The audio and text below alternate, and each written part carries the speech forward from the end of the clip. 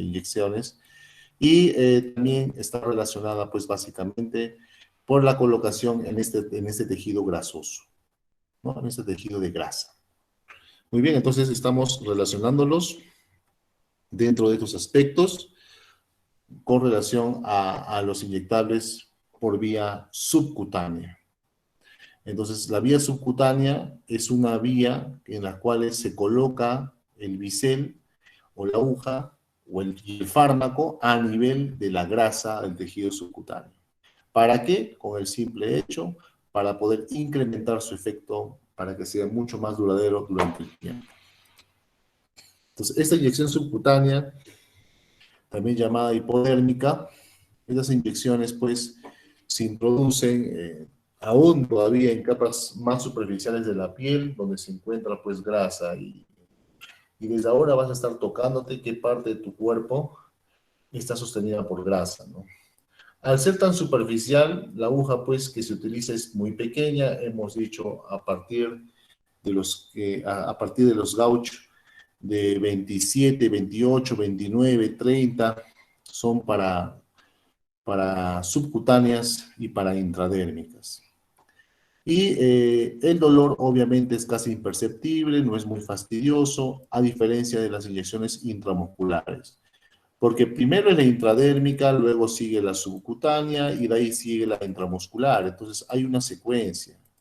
Hay una secuencia en la cual se tiene que evaluar, se tiene que hacer.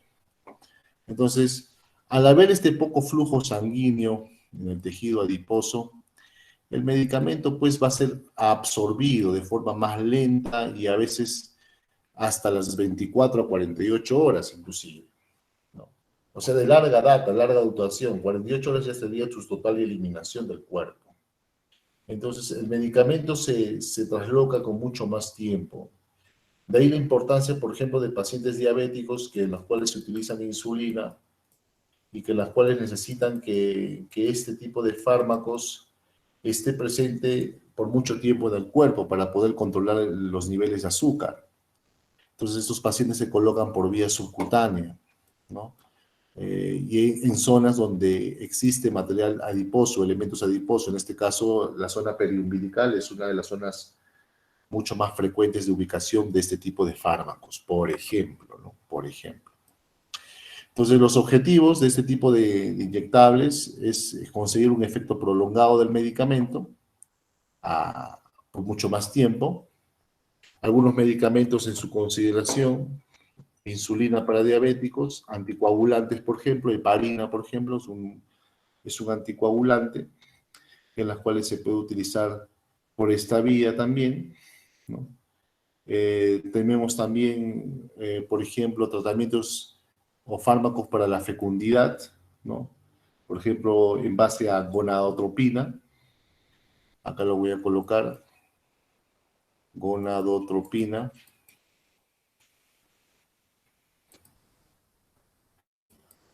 Anticoagulantes lo voy a colocar acá, por ejemplo, heparina.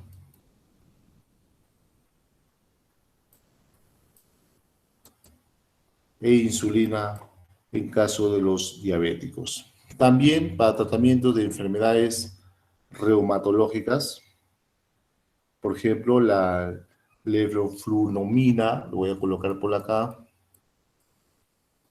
leflunomida. Profesor, disculpe, ¿cómo se llama el medicamento que se usa para anticoagulantes? Heparina, Teparina heparina. y heparina. Muy bien. Y tratamiento de enfermedades reumatoides, levoflunomida, por ejemplo, para artritis en este caso. Son medicamentos que se pueden aplicar por esta vía subcutánea.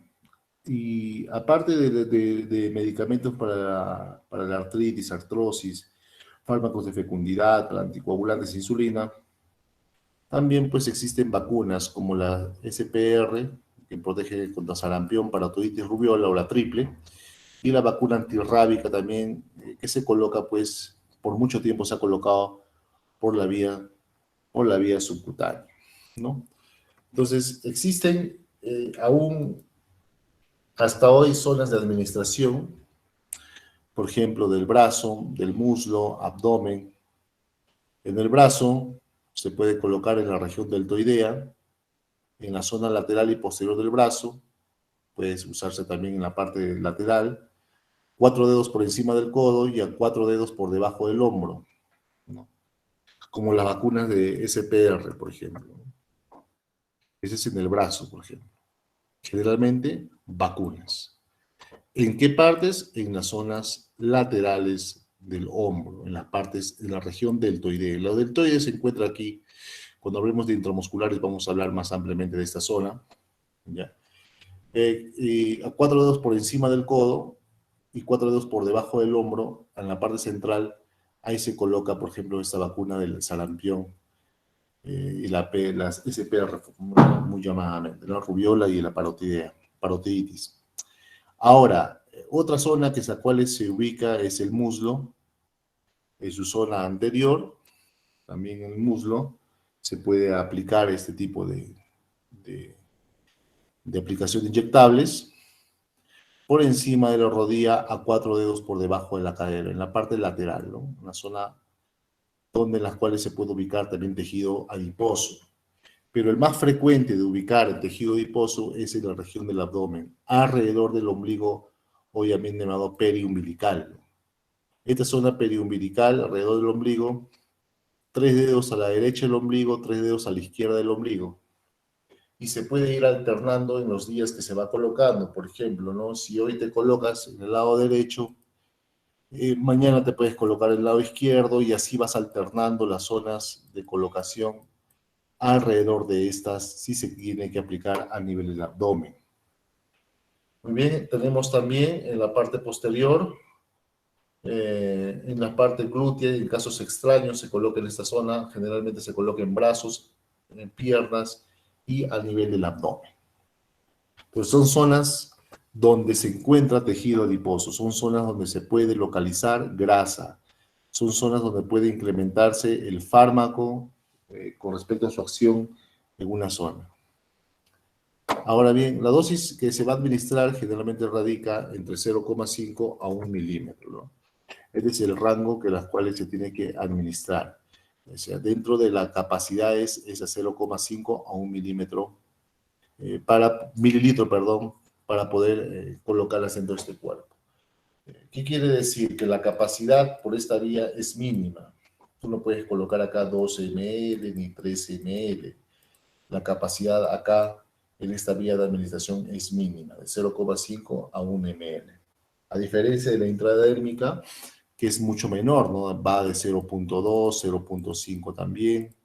Entonces, son cantidades pequeñas que en las cuales el cuerpo tiene que tolerar, tiene que soportar. Las jeringas de 1 cc, al igual que la intradérmica, ¿no? La subcutánea también tiene la misma capacidad, jeringa de tuberculina o jeringa de insulina también, es lo mismo, tiene las mismas capacidades. Las agujas se utilizan pues de 23 gauge, de 25, 26 gauge, hasta 30 gauge, dependiendo mucho del grosor de la aguja que desees aplicar. Necesitas pues el alcohol, jabón, si es que caso se requiera limpiar la zona a tratar. Puede administrarse con soluciones de suero, cloruro de sodio, o vacunas también como la SPR antirrábica, aplicaciones de insulina, artríticas, entre otras. Hay que tener muchísimo cuidado que este tipo de medicamentos se tiene que ver que el paciente no tenga o no sea alérgico, ¿no? A este tipo de sustancias, ¿no? Estos pacientes se tienen que siempre controlar, por eso es importante que se observe, que se converse, que se dialogue si el medicamento que se está utilizando tiene algún tipo de reacción alérgica o no. Y también te había comentado que se tienen que alternar las zonas de punción, ¿no? Alrededor de una zona, nunca aplicar en la misma zona varias veces. Y al igual que la intradérmica, esta tampoco se realiza ningún tipo de masaje para no intervenir con la absorción del medicamento. La medicación, todo medicamento debe ser recetado, eso es importante. Nunca se debe realizar las punciones en piel eritematosa, enrojecida, inflamada, hinchada, con cicatrices, para evitar ciertos riesgos de complicaciones. Profesor, y en la piel tatuada. Las recomendaciones en piel tratada tampoco, ya en zonas, por ejemplo, hay personas que tienen el brazo, por ejemplo, totalmente cubierto por tatuajes. En lo preferente no se debe aplicar, buscar otra zona donde se encuentre un poco libre de este tipo de tinciones que pueden un poco complicar la absorción del fármaco, básicamente por la absorción del fármaco. Y en las cuales se tiene que siempre controlar las dosis de estos medicamentos, tiene que tener cierto tiempo de ubicación de esos fármacos, no se debe frotar, no se debe realizar ningún tipo de masajes en la zona de la piel donde se ha inyectado, y tenemos que asegurarnos que el fármaco se encuentre pues adecuado, su conservación, contenido y todo con relación a sus elementos que se pueden alterar. Vamos a ver esta primera parte, a ver, observa.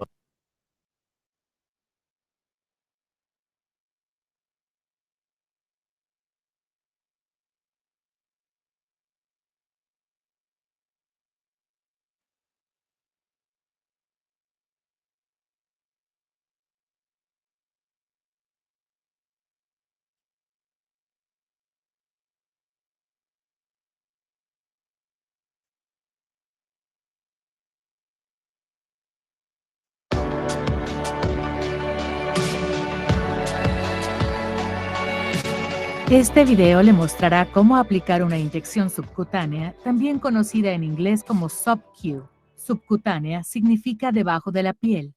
Para aplicar una inyección subcutánea se inserta una aguja pequeña en el tejido graso justo debajo de la piel y se inyecta el medicamento allí. Las inyecciones subcutáneas se usan para todo tipo de problemas de salud, como diabetes, anemia y problemas en la coagulación de la sangre. Los medicamentos que se usan para inyecciones subcutáneas vienen empacados de varias formas diferentes. Algunos medicamentos vienen en autoinyectores o bolígrafos como este. Los autoinyectores ya tienen el medicamento cargado adentro.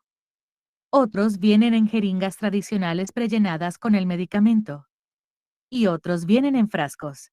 Usted sabrá extraer el medicamento necesario del frasco cada vez que se aplique una inyección. El medicamento incluso puede venir en diferentes presentaciones. En la mayoría de los casos, el medicamento viene en presentación líquida. Sin embargo, algunas veces el medicamento viene en polvo. Antes de ser usado, el polvo se tiene que mezclar con un líquido como agua salina o agua destilada. Si el medicamento necesita ser refrigerado, es una buena idea dejar que alcance temperatura ambiente antes de aplicarse la inyección. La inyección podría resultar más dolorosa si el medicamento está frío. Comience por lavarse las manos con agua tibia y jabón. Antes de aplicarse la inyección, verifique sus suministros para asegurarse de que tiene todo lo que necesita. Necesitará almohadillas de algodón o hisopos de algodón humedecidos con alcohol, una jeringa descartable, el frasco del medicamento que usará, vendajes autoadhesivos y un contenedor para eliminar en forma segura la jeringa usada. Las inyecciones subcutáneas se pueden aplicar en lugares diferentes como la parte superior del brazo, el muslo superior, el lado externo de la cadera o el abdomen. Es importante evitar colocar la inyección exactamente en el mismo lugar todas las veces. Debe evitar inyectarse en cualquier lugar que esté amoratado, se sienta sensible o tenga una cicatriz. La jeringa está hecha de 3 partes básicas. Tiene un cuerpo, un émbolo y una aguja. El cuerpo tiene marcas al costado para ayudarlo a medir la dosis correcta. Las jeringas para insulina, como esta, normalmente están marcadas en unidades. Las demás jeringas pueden estar marcadas en mililitros. Su médico, enfermero o farmacéutico le mostrará cómo usar las marcas en la jeringa que usted tiene. Controle la fecha de vencimiento de su medicamento.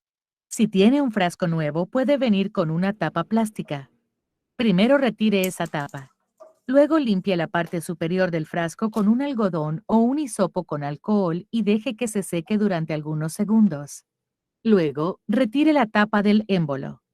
Ahora haga entrar aire a la jeringa. Empuje el émbolo hacia atrás hasta la unidad de marca que se le haya indicado en la receta. Luego, con mucho cuidado, retire la tapa de la jeringa y déjela a un lado. Ahora, inserte la jeringa a través de la parte superior del frasco. Dé vuelta la jeringa y el frasco e inyecte el aire en el frasco empujando suavemente el émbolo hasta el final. Ahora, tire de nuevo del émbolo lentamente hasta la marca de la unidad indicada en la receta. Asegúrese de que la aguja esté debajo de la superficie del medicamento. Si nota que hay burbujas de aire grandes en el cuerpo de la jeringa, debe quitarlas. Para hacer esto, empuje el émbolo nuevamente. Esto enviará el medicamento de nuevo al frasco. Luego, extraiga lentamente la cantidad correcta una vez más. Limpie la piel con un poco de algodón y alcohol. Tome un pellizco de piel entre el pulgar y el índice de su otra mano. Coloque la aguja de tal forma que apunte directo hacia la piel. Con un movimiento firme y suave, empuje la aguja para que atraviese la piel en el espacio entre la piel y el músculo que está debajo. Mueva el pulgar al émbolo y lentamente empuje hasta el final. Cuente hasta 3 para asegurarse de que la jeringa está completamente vacía. Luego, retire la aguja. Coloque la jeringa usada en un contenedor para desechar objetos filosos. La inserción de las agujas es fácil, pero es difícil extraerlas. Si no tiene un contenedor para objetos filosos, puede usar un frasco o una botella de plástico duro con una tapa de rosca. Un ejemplo es una botella de detergente. Coloque una etiqueta que se lea con claridad que indique que es peligroso. Cualquier persona que la vea debe saber que no debe tocar el contenedor. Debe mantener el contenedor en un lugar seguro fuera del alcance de los niños y las mascotas. Si el medicamento necesita refrigeración, asegúrese de volver a colocarlo en el refrigerador. Todo lo demás se puede desechar normalmente. Las inyecciones subcutáneas pueden darle un poco de miedo, pero como acaba de ver, solamente hay que seguir algunos pasos simples.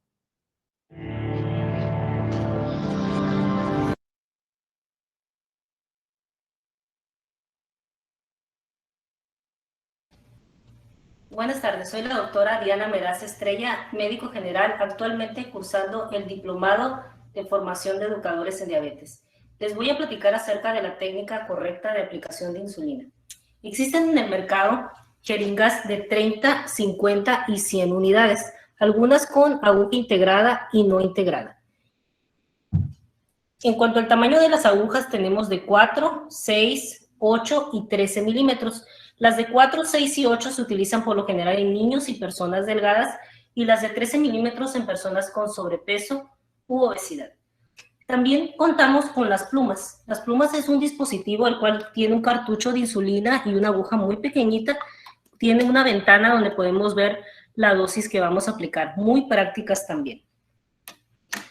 Acerca de las insulinas, les puedo decir que dependiendo de su tiempo de acción, tenemos las rápidas, ultra rápidas y prolongadas.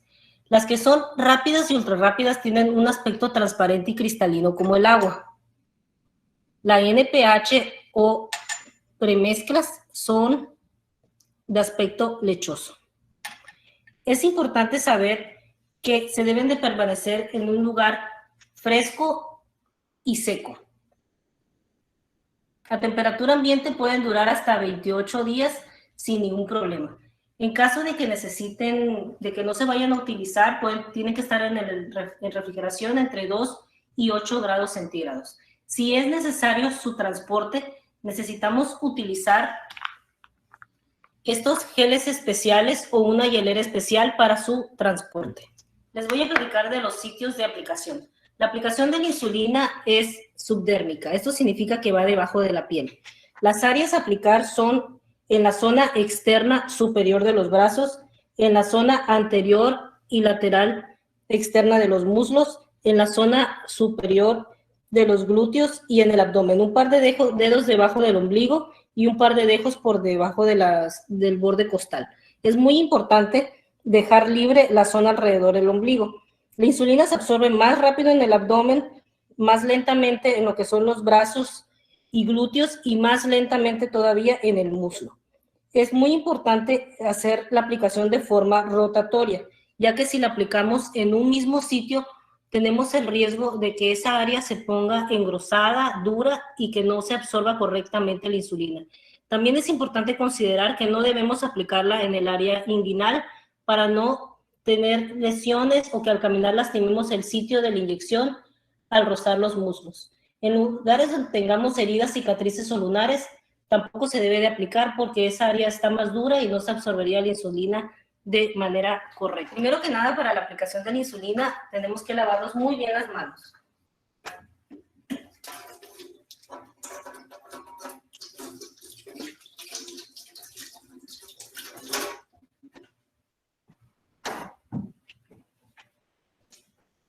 Tomamos una toronda o gasa impregnada con alcohol. Limpiamos el centro del frasco de insulina, el hule. Posteriormente tomamos la jeringa de insulina. Las insulinas que son cristalinas no es necesario frotarlas, pero las de aspecto lechoso sí las tenemos que frotar entre las manos, de esta manera sin agitar, solo para mezclarlas. Tomamos la jeringa de insulina, jalamos el émbolo y tomamos la cantidad, ponemos aire con la cantidad de insulina que vamos a requerir. En este caso pondríamos 10 unidades. Posteriormente insertamos la aguja en el centro del plástico del frasco e insertamos el aire. Giramos el frasco de manera vertical y tomamos la cantidad de insulina que vamos a requerir. Una vez tomada nuestra cantidad, verificamos que sea la dosis adecuada, que no tenga aire. De ser así, damos unos golpecitos para quitar el aire de la jeringa y ya tenemos lista nuestra dosis de insulina. En caso de requerir una mezcla, siempre vamos a mezclar primero la clara y luego la lechosa. En caso de requerir una mezcla, primero que nada, repetimos la misma operación. Tomamos una toronda con alcohol y limpiamos los 2 frasquitos que vamos a requerir. Posteriormente tomamos la jeringa, ponemos en el aire la cantidad de insulina lechosa que vamos a requerir. Vamos a poner 5 unidades. Insertamos la aguja en la lechosa, insertamos el aire y retiramos la aguja sin retirar insulina. Posteriormente, insertamos el aire con la dosis que vamos a requerir de la insulina cristalina. Le pondríamos unas 5 unidades. Insertamos la aguja en el tapón del frasco de insulina cristalina. Insertamos el aire, volteamos el frasco y tomamos la cantidad que vamos a requerir. En este caso vamos a poner 5. Una vez tomada nuestra insulina, retiramos la aguja e insertamos la aguja en el frasco de insulina lechosa. Y a continuación tomamos la dosis total que vamos a requerir de insulina. Vamos a poner 5 más y ya tenemos nuestra mezcla de insulina. Ya teniendo lista la insulina, voy a hacerles la demostración de la aplicación. Como les comenté, lavamos muy bien nuestras manos.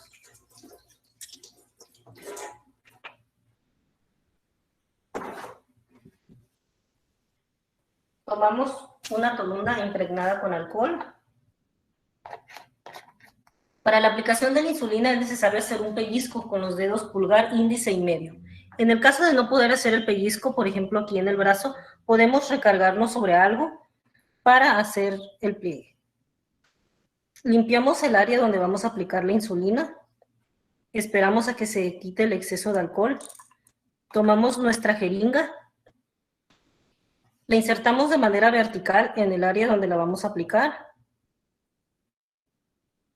Empujamos el émbolo, aplicamos la dosis. Una vez aplicada la dosis, retiramos la jeringa y presionamos el sitio de inyección sin frotar. Tomamos nuestra jeringa y la ponemos en un contenedor especial, y si no tenemos contenedor especial podemos utilizar un plástico rígido. ¿Ok? Es muy importante utilizar la técnica correcta, o de lo contrario podríamos presentar problemas como sangrado, dolor, un goteo después de la aplicación de la insulina o irritación local. Recuerden que las jeringas es de un solo uso, porque si no, la aguja al volverla a utilizar podemos ocasionar también una lesión. Muchas gracias por su atención.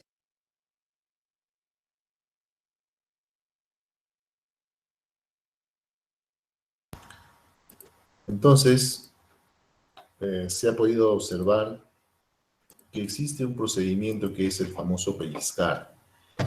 El llevar, pues, la piel, el pellizco correcto, ancho, amplio, para poder generar ese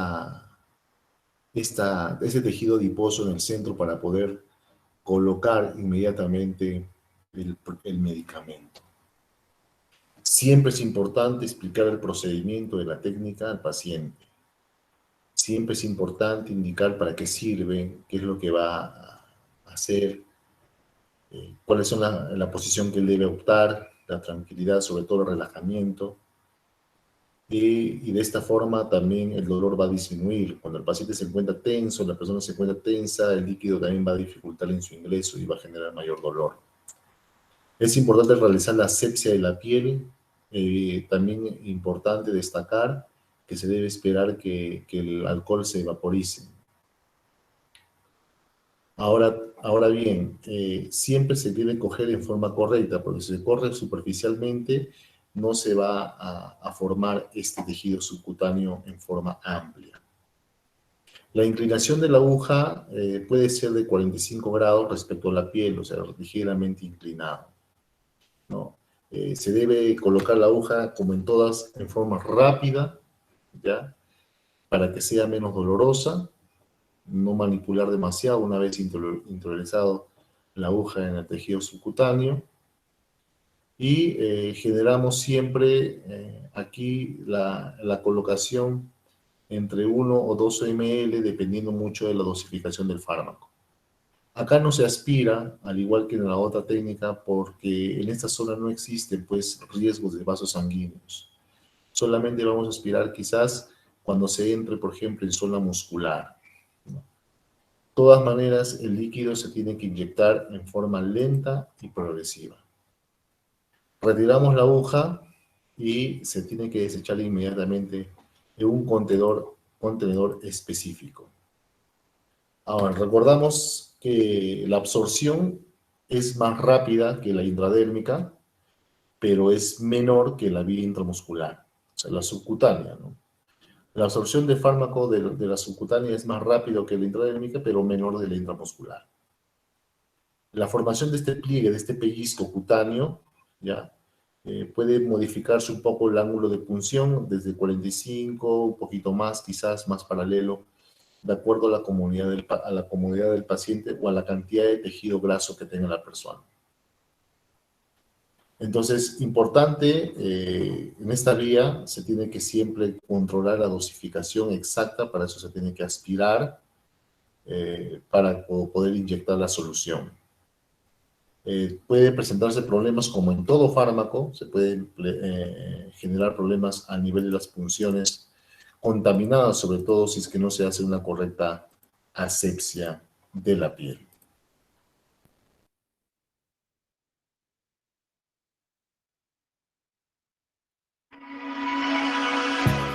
Administración de fármaco vía subcutánea. Realiza desinfección del sitio donde prepara el fármaco.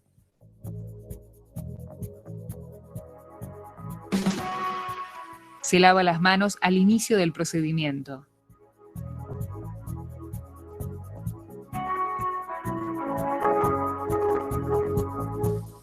Prepara material. Bandeja, descartador, fármaco, jeringa de 1 mililitro, aguja 10-5, guantes, gasas, torunda con alcohol,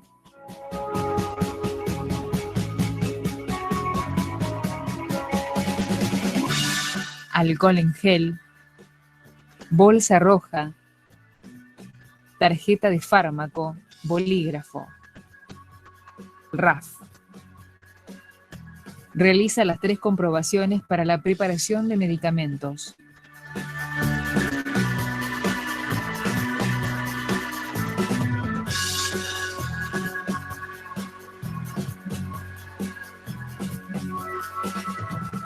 Prepara la ampolla o vial y extrae el fármaco correctamente.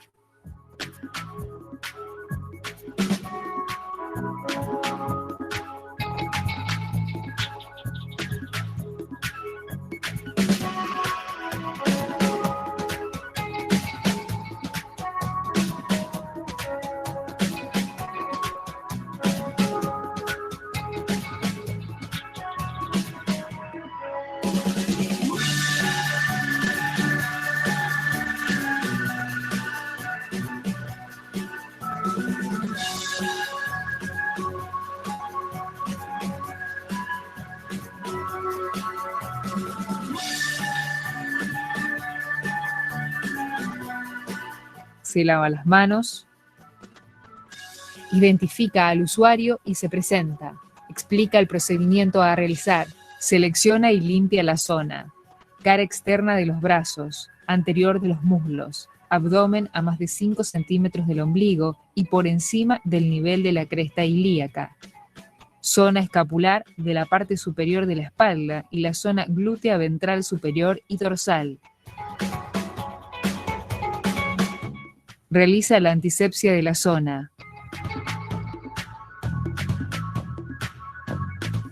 Con la mano no dominante pellizca la piel en la zona e introduce la aguja usando la mano dominante. Tiene en cuenta el tejido adiposo en la zona de inyección para el ángulo de punción, 45 grados, 60 grados o 90 grados. Inyecta el medicamento con una presión lenta y homogénea. Saca la aguja, suelta el pliegue y comprime la piel con gasa. Descarta la aguja adecuadamente. No masajea la zona de punción. Se retira los guantes. Limpia y descarta los elementos utilizados. Se lava las manos. Registra en el RAF.